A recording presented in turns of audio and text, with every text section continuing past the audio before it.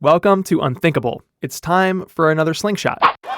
Short stories of creative side projects that led somewhere surprising. These are real examples of what happens when you turn your creative intuition into action. I'm Jay Kunzo.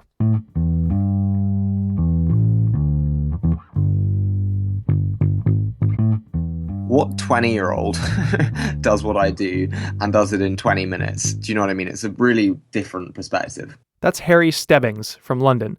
And in 2016, against all odds, the 20-year-old landed a job in venture capital.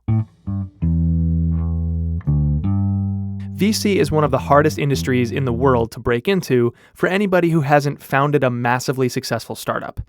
For Harry, his side door in was his side project, a podcast called The 20-Minute VC.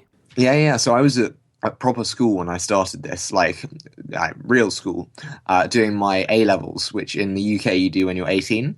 I was very, okay, so this is a funny story. I was very fat, and I started running to lose weight, and I loved venture, but there were no venture podcasts to listen to while I could run. He saw this as a huge opportunity to start his own show. Now, Harry credits his interest in VC to begin with to the 2010 movie The Social Network, the origin story of Facebook starring Jesse Eisenberg and Justin Timberlake. And when Harry first saw that movie, he was 13. And I thought, that looks like a great deal. You know, teens being teens. Harry carried that interest for another 5 years before he actually acted on it. So, what happens when an 18-year-old, baby-faced, bespectacled kid launches a show about a bunch of old white rich dudes? Initially, not much. Ironically, it's not something that people are like, 20 minutes, great. Like the 4-Hour Work Week, which is how I got the name for the 20-minute VC from Tim Ferriss's The 4-Hour Work Week. I saw the kind of engagement from time, a time limit. But no, it didn't get a immediate response of, wow, 20 minutes VC, because it's not that special. It's not so enticing as the 4-Hour Work Week.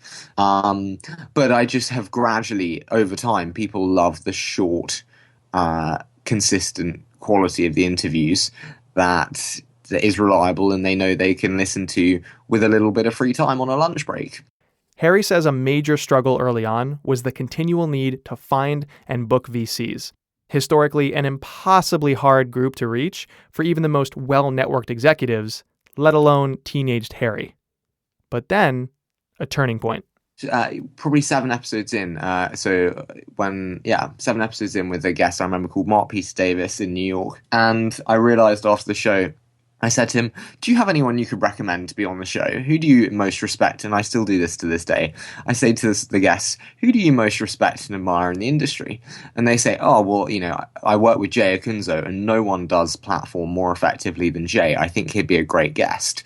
And I say, fantastic. I'd love to have Jay on the show if Jay's a good fit for me, and I think that'd be a good deal, then I would say, I'd love to have Jay on the show. Would you like to make an intro? I'd be so grateful. And you create this virtuous loop, which is never ending because everyone always recommends the next guest. And you'll always have a high caliber if you hire the 18 person first, because they will only hire 18 people as friends. Do you know what I mean? Over time, this approach led to the biggest names in the VC world appearing on his show. Investors like Brad Feld, Mark Suster, and Tim Draper, to name a few that some of you might recognize. But before reaching out, Harry does tons of research, like an insane amount by anybody's standards. He gathers together a dossier of each prospective guest, and he even does reference checks behind the scenes to get the dirty on somebody's career. And then I can deep dive into an interview that no one's actually ever heard before, because we've all heard the most crap iTunes interviews where it's the same old Tim Ferriss, how did you get to where you are? And he tells the same story about going to Japan. And do you know what I mean? And so that's a great way to get a differentiated story. Thanks to the success of the show, Harry was approached recently by several VC firms and accepted a role working for one of them. He'll also keep running the show at the same time. I want you to understand just how incredibly hard that was. VC is an industry where your network is everything, where resumes often include past successes to the tunes of hundreds of millions or even billions of dollars selling your company. And then there was Harry. I was a kid in a kitchen, in my family kitchen. I had no network. My parents didn't do what I do. Like, I had nothing. And I reached out to Guy Kawasaki. He was my first guest, chief evangelist of Apple once. And I, most of these people's emails is on their websites. If you've got that, the rest is up to you, and you just need to do your research. And if you do your research well enough, you can pretty much get anyone to at least reply. Do you know what I mean? Here's what we can all learn from Harry when it comes to our own projects. Side projects are brilliant if you have strategic milestones that you want to hit. For me, it was getting into VC.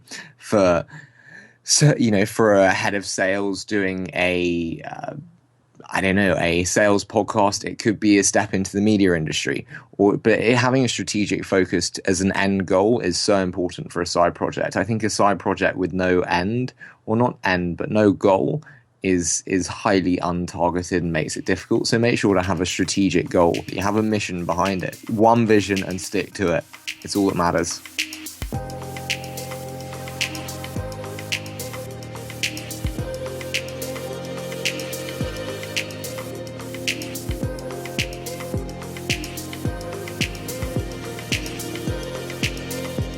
If a teenager with no network can land a job among millionaires, it kind of makes you think.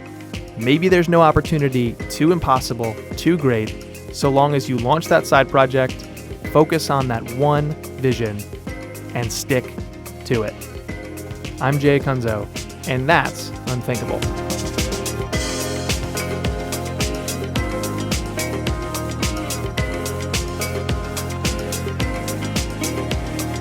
To get even more content from our episodes, be sure to subscribe to our newsletter at unthinkable.fm. I send one quick email every Monday morning, and I try to share the best parts of each story that didn't make the final cut. Once again, you can subscribe at unthinkable.fm or go right in your show notes for the link. Thanks for listening to Unthinkable. Talk to you next week.